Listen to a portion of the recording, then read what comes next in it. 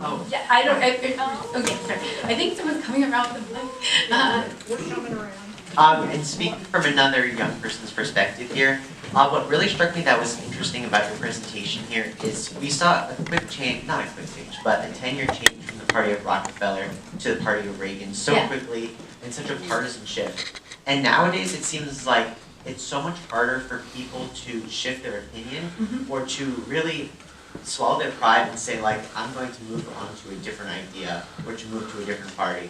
So I was wondering if you had any opinions on what it would take to actually take people like myself, who I even find myself being closed off to one perspective. What would it take for people like myself to really take that leap into other opinions and things like that? Yeah, well, yeah.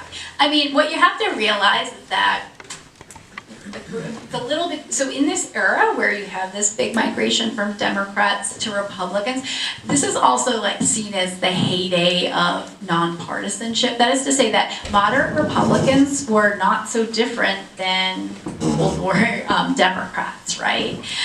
So people knew people who migrated a lot more readily, right? Now, the conservative Republicans are different than moderate Republicans, right? But just the idea that you might vote it as a Democrat one election and a Republican the next one was a much more common practice. And I think that even these women, as they moved, they were New Deal Democrats in the city, but upon moving to the suburbs, they had already, before women's issues became political, they were from families that did vote for sometimes moderate Republicans, right? Because it was better on property taxes or something like that, but only slightly different. So they have a drastic shift from New Deal Democratic Party to the conservative wing of the Republican Party, but you have to realize the context for that. They're living in a world where, you know, it doesn't seem that odd to just like pick the D or the R, you know, and kind of switch. The story, as I always tell classes, right, of the decades after World War II is the Democratic Party moving leftwards around issues like modern feminism, and conservatives taking over the Republican Party and moving rightwards. I guess this is my right. And so it's not occupying that center as readily, right? So today we're living with the result of that hyper-partisanship whereby like it seems you're less likely to know someone who would migrate so readily. So that's important context for it, but I think I really appreciate your question. Now I'm going to ask you to try some speculation here. In 16, your model held the suburban white women, yeah. you know, voted. Yeah. Now, that's boomers.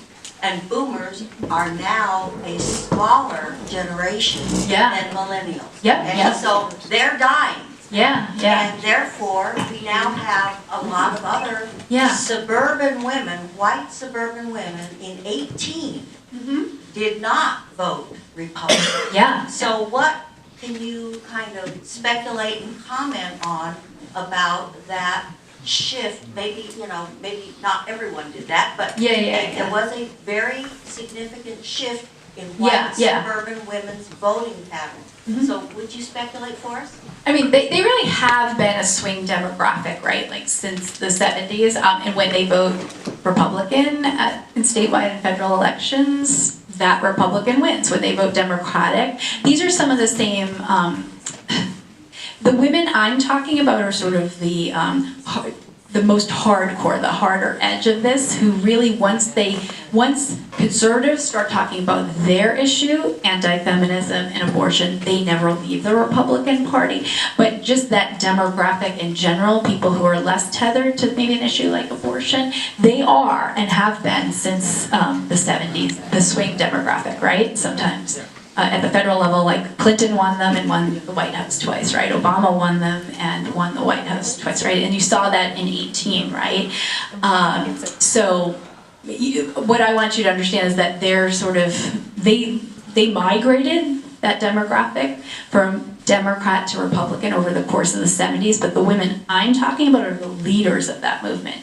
They stayed firmly entrenched. But others who maybe not organized the campaigns, but maybe attended their rallies or probably didn't even knock on doors for them, right? But maybe voted after a woman like this in the book came to their house. That's who you're kind of talking about. And they are open for persuasion, at least historically.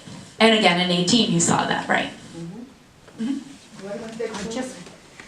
I just want to get back to the question about abortion, and if anyone knew someone. 50s, 60s, birth control, you had that. That's why there wasn't that big concern among these women. They more than likely, Catholic or no Catholic, they practiced birth control. So they didn't know, and they still do in a great percentage. So even if they're against abortion, it's still practiced. So in that sense. But getting back to your study, when you mentioned, when you did the study, did you take into consideration that I know where I grew up, there were other people that I went to school with from other religions, other non-Christian, who were Orthodox and were anti-abortion vehemently. Perhaps they didn't have this right to life, but what about those people who also moved into the suburbs? How did their politics change? Because there were many who did, and they weren't Catholics. No, right. So nationally, evangelical Christians, Catholics, Orthodox Jews are all very important in this family values coalition. But as I was sort of saying, when you embark upon a PhD dissertation, you have to write about what no one else has ever written about. And a lot of people had written about, especially evangelical Christians, so I endeavored to write about Catholic women because no one had written about them. So I had to find a state where they dominated the family values coalition. About evangelicals, I'm talking about Orthodox Jewish. Yeah, so right. But so I was trying to put the spotlight on Catholic women in this family values coalition, so I purposely chose a state where they were the biggest demographic, where I would train my analytical lens, right?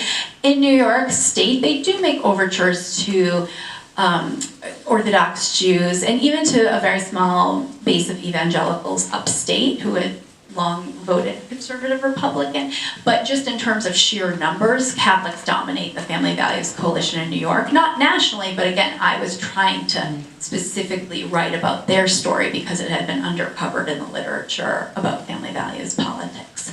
And especially in New York State, some of the biggest Orthodox communities in their era, eventually you would have a large population migrate into, say, Rockland County, New York, but that didn't happen in the 70s, this moment of transition that I was talking about. So most Orthodox Jews remained in the city where their votes were kind of watered down. They weren't as big of a population there that their vote could be influential, in other words. Mm-hmm. Could you speculate on how the condition of the Catholic Church today, and essentially the foundation of some of these women and their children, their daughters or whatever, their beliefs, were based on a foundation for a religion that is having so much struggle and internal struggle, and what that could do to people who are staunchly in favor of these particular rules and believe that the people that were telling them these things were to be believed and truthful and honorable. Yeah, I mean, again, like a lot of these women filtered it through their own perspective. So, when the priest that was first made them aware of legal abortion was maybe later found to have himself done something that they would see as highly unethical, abused children, or so if that happened, right? They had sort of moved beyond that infrastructure, right? Like, this is a very personal story for them. They're first introduced to it by the Catholic Church. The Catholic Church enables their political groups to grow. But this politics is really personal to them, right? Beyond the hypocrisy. Right, so they would say, well, no, they would say that's not everyone, or, that's not, we're all concerned about life and issues like that, right? So, yeah, they're not interrogating that at all, I would say, because again... But even foundationally, the church supported these people. So it's not even just the people, it's the institution. That's what I'm wondering about, is how that doesn't rock your faith. Yes, but in terms of their politics, so I didn't really look at I looked at their Catholicism as an identity that influenced their politics, Well, not so like my a question is, can you speculate on how that might serve their future generations? Whether that would change that feeling? Well, what I'll say, and I saw Rhoda had asked this earlier, what about their children? Their children's politics actually are very different than these women that I'm talking about, right? Like a lot of these women could not go to college because it's harder to go to college as a woman. They were coming from these impoverished families in the depths of the Great Depression as they're coming of age.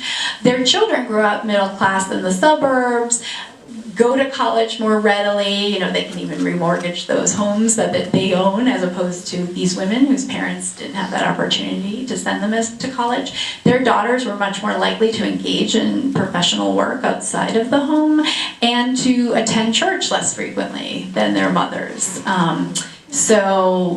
But most of them, you know, according to their mothers, vote for family values conservatives, but I would maybe think otherwise. Having met one of the daughters of the activist at an academic conference and getting to know her, I would say her mother might not know everything about her politics. This is very, I mean, their children grow up very differently than these women, right? It's the ability to choose whether to work in the home or work outside of the home. It's much more readily available to them. They don't, right? They don't see it. They're not being raised from birth to see homemaking as the ultimate prize, and many of them don't defend it as readily. It seems to me like more of the evangelistic believing people have taken up the torch on this. You know, whereas maybe less people are participating in Catholicism, the evangelicals are taking their place. Yeah, I mean, I think like, so I'm talking about the most devout Catholics that are in the Family Values Coalition that, you know, they're an important part of it, but again, they're not the whole coalition. The evangelicals are a very sizable part, but because of evangelicals having an almost even greater presence on the national stage, so many scholars have written about them. So I was just trying to write about the, like the 40% of that coalition that you don't hear from. But I think you're absolutely right in terms of the coalition, right? Absolutely.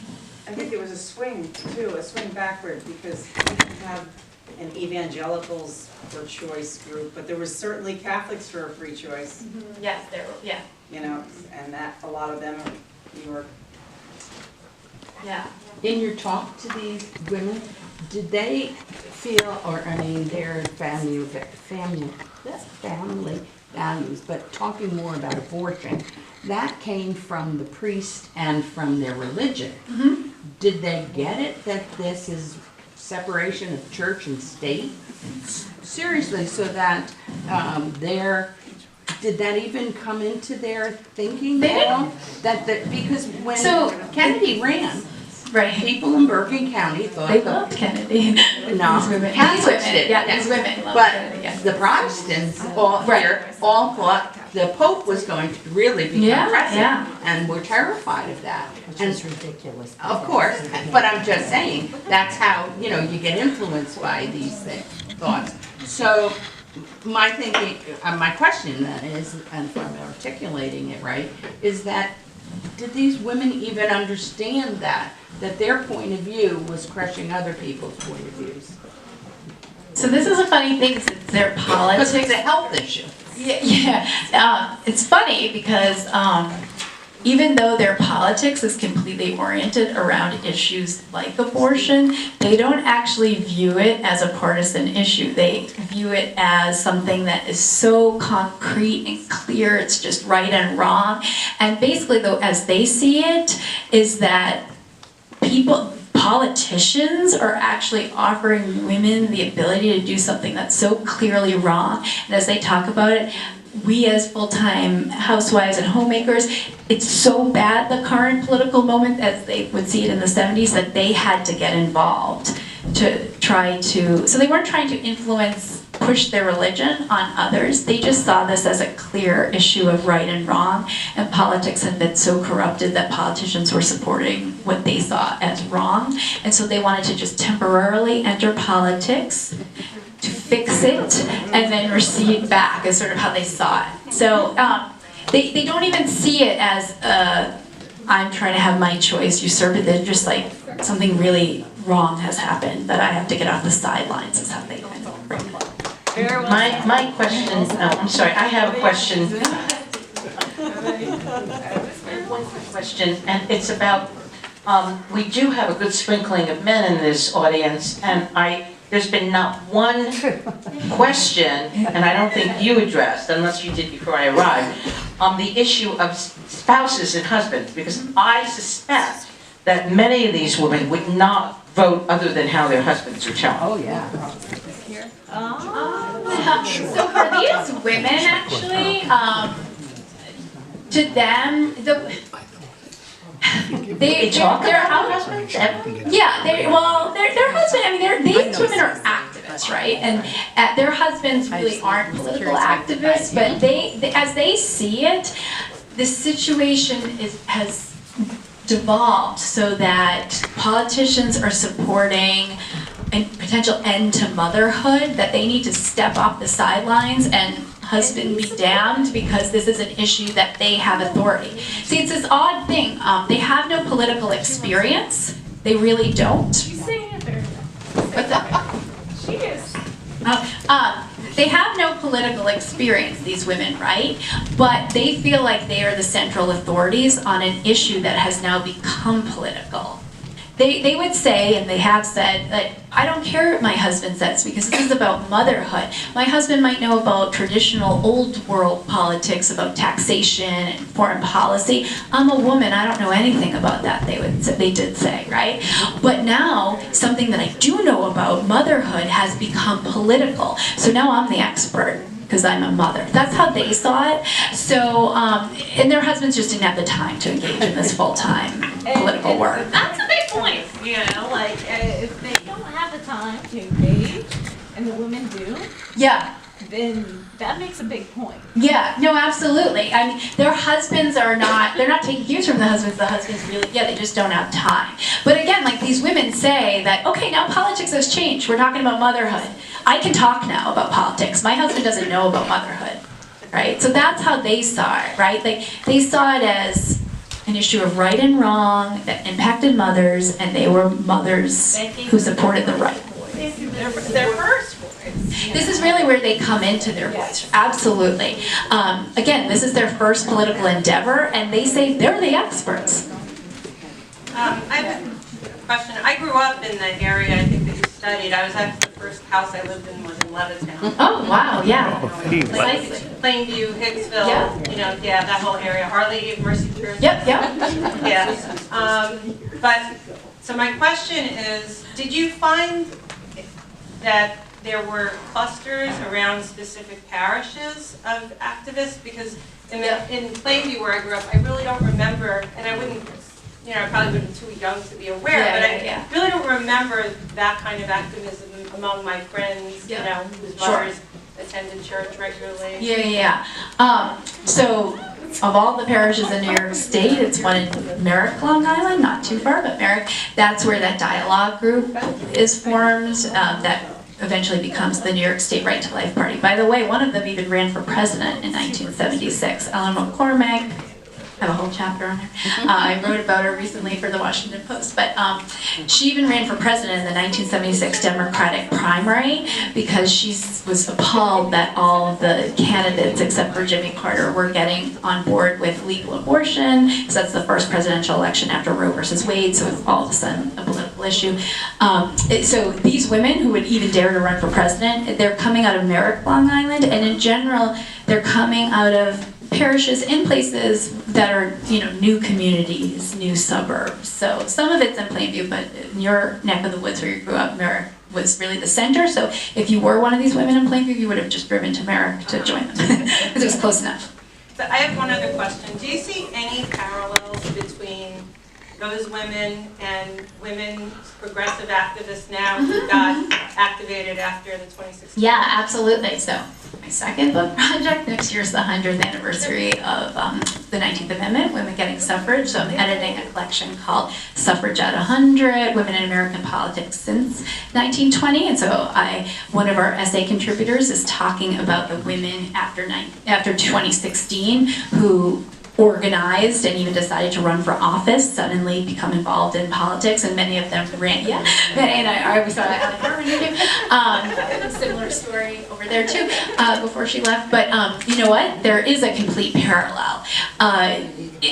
Definitely, it's on the other side, but it's this idea of, I've never had time for politics, I've never been involved in politics, but things have gotten so bad that I need to get off the sideline because no one will. Like this orientation, things have gotten so bad that they're arguing to get rid of motherhood legally. A mother must get off the sidelines. That's what they were saying. You see that same language, and specifically in this essay that will be in the collection, you know, this idea that I have to get involved because if not me, who? Someone has to stop this. That same energy, direct parallel, different issues, different side of the aisle.